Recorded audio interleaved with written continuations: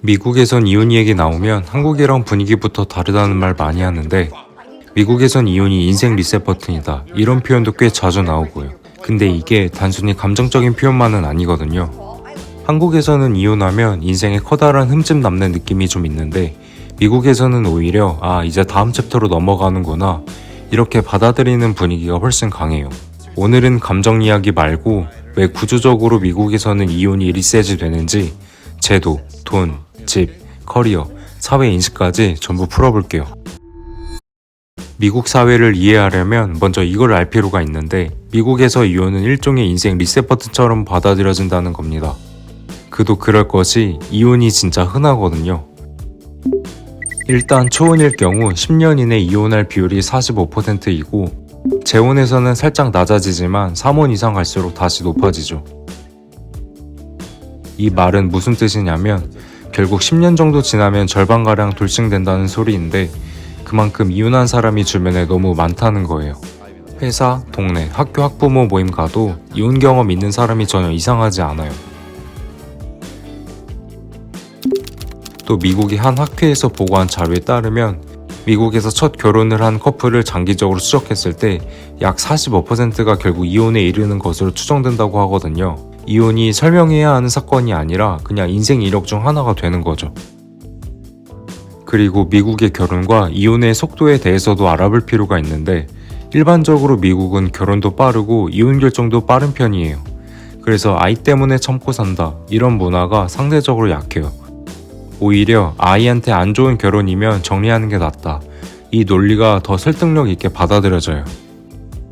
이게 왜 그러냐면 한국인들과 미국인들의 관점 차이라고 볼 수 있는데, 미국에선 결혼은 점점 개인의 행복, 정서적 파트너십, 선택 가능한 계약 이런 것으로 인식이 되기 때문에 아이에게 불행한 부모를 보여주는 것보단 각자 안정된 어른이 되는 게 낫다는 논리가 자연스러운 반면, 한국에선 결혼은 여전히 가족유지 장치이며 부모의 역할은 희생이기에 아이를 위해 개인의 감정은 뒤로하는 이런 가치가 강하게 남아있어서, 그래서 예전부터 아이 때문에 참고 사는 경우가 많았죠.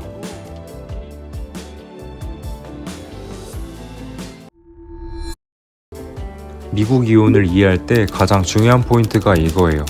즉, 누가 잘못했는지를 따지지 않고 결혼 유지 가능 여부로만 이혼을 허용하는 제도인데, 미국 대부분의 주에서 허용하고 있거든요. 근데 한국은 이혼 얘기 나오면 항상 누가 바람 피웠냐, 누가 책임 안 졌냐 이게 먼저 나오잖아요. 근데 미국은 좀 다른 게, 우린 더 이상 같이 살 수 없다, 성격 차이가 너무 크다, 이 정도 사유면 충분해요. 그리고 미국은 잘못 따지는 싸움이 아니라 정리 싸움에 가깝습니다. 재산 어떻게 나눌지, 아이 양육 어떻게 할지, 집을 팔지 말지, 이혼 과정이 도덕 재판이 아니라 행정 절차처럼 흘러가요. 그리고 이혼해도 네가 잘못 살아서 그래 라는 시선이 약하고 그럴 수도 있지에 가까워요. 이게 쌓이다 보니까 이혼은 인생 실패, 이 공식이 잘 안 만들어져요. 그래서 결국 누가 잘못했는지 싸울 필요 없고 변호사 싸움도 줄어들게 되죠. 결국 이혼은 실패가 아닌 선택이 되고 인생에서 다음 단계로 넘어가는 절차가 됩니다. 이제 여기서부터 진짜 리셋 버튼이라는 말이 나오는 부분인데, 미국 이혼에서는 누구 명의냐보다 언제 형성된 자산이냐가 더 중요해요. 일단 미국 대부분의 주에서는 공통적으로 재산을 두 개로 분류하는데, 이 혼인 재산이라는 건 말 그대로 결혼 중에 취득하면 혼인 재산이 되고 누구의 명의와는 무관하게 되는 거죠.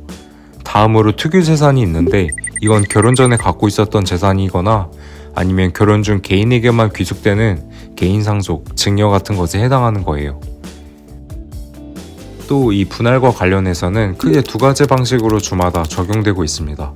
대부분의 주들에서 이 형평분할 방식을 적용하고 있긴 하거든요.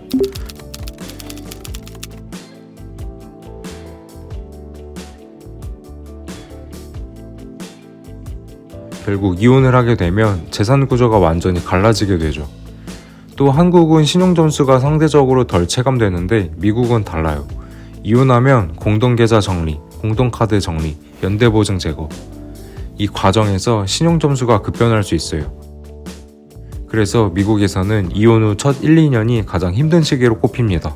또 세금, 보험, 연금 전부 재설정되는데 세금 신고 상태 변경, 의료보험 새로 가입, 401k, IRA 재정비 등 이유는 감정 이벤트가 아니라 금융 시스템 전체를 재부팅하는 사건이에요.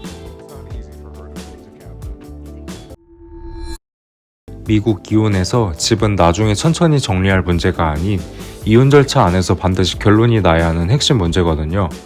그래서 집을 팔아서 현금으로 나누거나 한 명이 집을 가져가고 다른 한 명의 지분을 법적으로 정산하죠. 이게 중요한 이유가 이혼 판결이 나오는 순간 주거 구조가 이미 정리되어 있기 때문이거든요. 그래서 이혼 후에 같은 집에 계속 사는 경우는 드물고 주거지가 바뀌면서 동네, 학교, 인간관계까지 연쇄적으로 바뀌는 경우가 많게 되죠. 물론 한국도 이혼하면 보통 같이 살진 않지만 미국은 이혼이 주거정산 완료라는 점에서 변화가 훨씬 빠르고 한 번에 오게 됩니다. 그리고 이혼 후에도 아이를 누가 데려가느냐 라는 표현은 미국에선 좀 안 맞는데 기본 전제가 이거예요. 아이는 부모 둘 다의 자녀이고 한쪽이 독점하는 대상이 아니므로 공동육아가 기본값이 되게 됩니다. 그래서 아이들은 엄마 집에서 지내는 날이 있는가 하면 아빠 집에서 지내는 날도 있게 되고, 그래서 학교, 활동, 생활 루틴이 두 집을 기준으로 설계되거든요. 즉 이건 뭘 의미하냐면 이혼이 끝났다고 해서 한쪽 부모의 삶에서 아이가 사라지는 게 아니라 부모 둘 다가 육아 중심의 삶을 계속 산다는 거죠. 그리고 이혼 후 커리어가 바뀌는 경우가 많아지는 건 조건이 달라지게 되는 경우가 많기 때문이에요. 수입, 양육, 주거 이동이 한 번에 오게 되니까요. 그래서 풀타임에서 원격 근무로 바꾸거나 파트타임에서 풀타임 전환, 아니면 직장을 옮기는 등 여러 선택이 자연스럽게 나타나게 됩니다. 즉 커리어를 다시 정의하게 만드는 계기가 되죠. 이제 끝으로 문화적인 관점의 이야기인데, 미국에서는 결혼을 인생 안정장치라기보다 행복을 위한 계약으로 보는 경향이 강해요. 그래서 계약이 안 맞으면 해지하는 게 이상하지가 않아요. 그리고 이혼에서 재혼으로의 흐름이 한국보다 훨씬 빠르고 자연스러워요. 아이 있는 재혼도 흔하고 주변에서 굳이 이유를 묻지도 않아요. 또 미국 사회에 중요한 점이 있는데, 미국 사회는 전반적으로 실패보다 회복 능력을 더 높게 평가해요. 그래서 이혼도 망했다가 아니라 다시 설계 중으로 읽히는 거예요. 정리하자면 이거인데, 미국에서 이혼이 인생 리셋 버튼처럼 작동하는 이유는 사람이 차가워서가 아니라 시스템이 그렇게 설계되어 있기 때문이에요. 법은 빠르게 정리하게 만들고 돈은 강제로 분리되고 집, 커리어, 인간관계가 한 번에 재편되고 사회는 다시 시작하는 걸 허용해요. 그래서 미국에서는 이혼이 끝이 아니라 다음 챕터의 시작이 되는 경우가 많습니다. 오늘의 이야기는 여기까지입니다. 오늘도 시청해주셔서 감사합니다. 영상 좋으셨다면 구독 부탁드립니다. 세상의 모든 이야기였습니다. 감사합니다.